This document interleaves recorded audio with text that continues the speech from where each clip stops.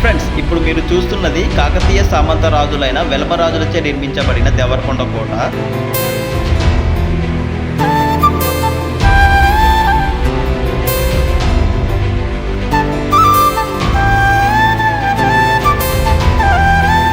ఈ కోటనైతే 7 కొండల మధ్య శత్రువుల నుండి కాపాడుకోవడం కోసం ఒకే దారి గుండా వెళ్లే విధంగా అయితే నిర్మించడం అయితే జరిగింది.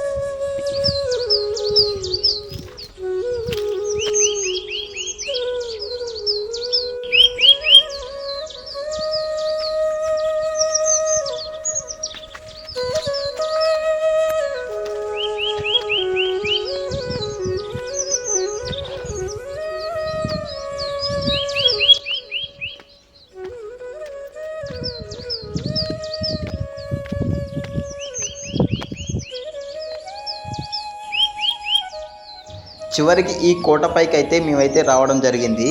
ఈ కోటని శత్రువుల కోసమే కాకుండా అక్కడ ఒక ఆహ్లాదకరమైన వాతావరణం కోసం ఆ కొండపైన మనకి అనేక చెరువులు మరియు బావులను అయితే ఆ రాజులు నిర్మించడం అయితే జరిగింది. ఇలా నిర్మించిన ఈ చెరువులు బావులు అయితే ఒక వండర్ అనే చెప్పుకోవచ్చు. అందులో మీకైతే ఒక స్పెషల్ బావిని అయితే నేను ఇప్పుడు చూపించబోతున్నాను. ఇక్కడ మీకు కనిపిస్తున్నది ఇది ఒక బావి లాంటి ఒక కోనేరు. ఈ కోనేరులో అయితే అప్పటి వెలమరాజులు తన భాగస్వామితో వచ్చి ఇక్కడ స్థానం ఆచరించేవారంట. ఇక్కడి వారి చెప్పిన వివరాల ప్రకారం ఈ బావి అయితే చాలా లోతైతే ఉంటుందంట. అయితే ఈ ఎలమరాజులు ఎవరైనా వీరిపై దండయాత్ర చేయడానికి వస్తే వారు వీరి దగ్గరున్న ధనాగారాన్ని మొత్తం తీసుకొని ఈ బావిలోనైతే దాచిపెట్టుకునేవారని ఇక్కడ వారైతే చెప్తున్నారు మనకి.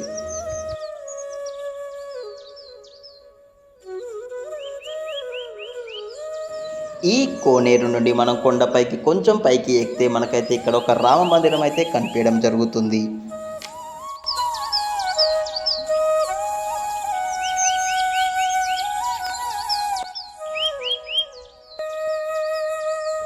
ఈ రామ మందిరాన్ని 14వ శతాబ్ద కాలంలో అయితే నిర్మించడం అయితే జరిగింది. ఆ కాలంలో ఈ రామ మందిరంలో అయితే అనేక పూజలు అయితే బాగా జరిగేవట. అయితే కొంతకాలం తర్వాత ఈ రాజుల పరిపాలన అనంతరం ఈ ఆలయాన్ని అయితే కొంతమంది దుండగులు ధ్వంసం చేయడం అయితే జరిగింది. ఫ్రెండ్స్, మీరు చూశారు కదా, ఇది దేవరకొండ కోట యొక్క ఒక భాగం మాత్రమే. మనమైతే ఇంకా ఈ దేవరకొండ కోట మొత్తం తిరిగి మనం ఇంకా నెక్స్ట్ వీడియోలో మనం ఇంకా తెలుసుకుందాం. అది తెలుసుకునే ముందు వీడియోని ఒక లైక్ చేసి సబ్స్క్రైబ్ చేయండి. జై శ్రీరామ్.